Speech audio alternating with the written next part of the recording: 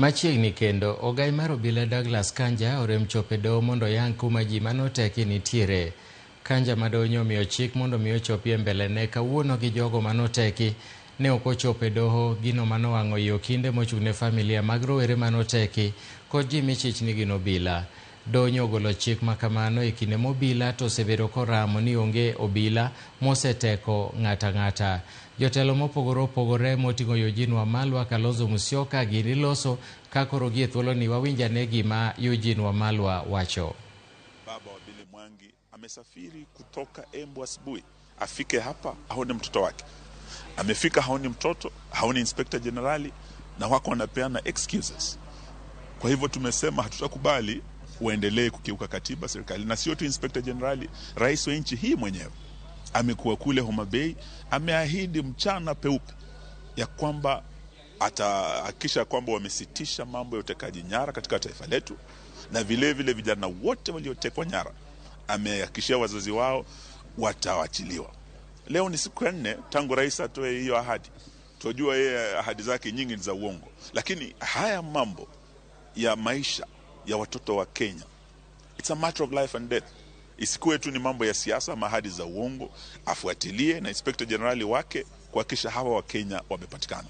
Asante. Naam, Eugene Wamalwa ni mmoja wa mawakili ambao wanawakilisha zile familia za wale vijana ambao walipotea na yuko peke yake. Pia Kalonzo Musyoka alikuwepo pia akiwakilisha wale, na sijui kiwepo nitaweza tu kupata neno moja kutoka kwake haraka upesi. Nieleze wewe ni mmoja pia baadhi ya mawakili ambao wanawakilisha zile familia, yale ambayo walijiri pale. Hatukumuona Inspector mkuu wa polisi Douglas Kanja, na pia kulikuwa na ule vuta ni kuvute zile siku ambazo nyinyi mlikuwa mnataka kwamba hii kesi iweze kusikizwa haraka, lakini ikaweza kusukumwa hadi wiki ijayo.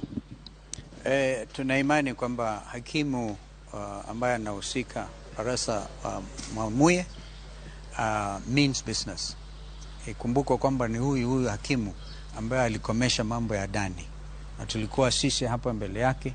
Kwa hivyo na vile kusema kwamba amewakubali hawa kina Inspector General hadi tarehe 8, na akasema wazi kwamba hataki tuwe na ile tabia ya kujitetea hapa na pale.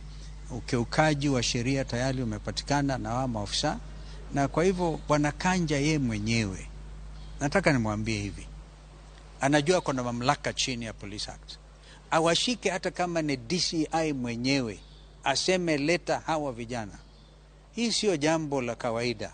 Wakenya hawatakubali kuwa na serikali ambayo inaongozwa na majangili ambao wafuati mambo ya sheria, na ndio sisi tukakomesha hiyo, tukasema tutakuja kwa mahakama leo.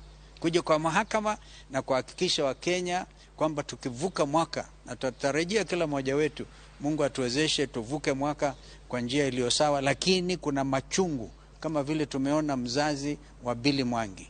Huyo ukimwona huyo, wazazi wote wa Embu, na sio Embu peke yao, Kenya nzima wanalia na wataki kukubali tabia hii. Si rais mwenyewe alisema, na nyinyi wazazi basi waambieni watoto wenu sijui wafanye nini. Umeona wakili hapa wa cartoonists na bloggers, kwa sababu kila mtu akona haki yake kikatiba.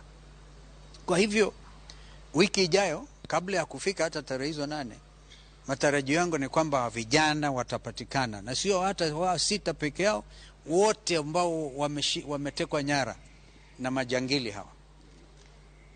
Naam, asante sana Mheshimiwa Stephen Kalonzo Musyoka, kiongozi wa Wiper na pia wakili wa wazazi wa vijana ambao walitekwa nyara. Hivyo basi ni kusubiri tu siku 7 zitakapokamilika huku mahakamani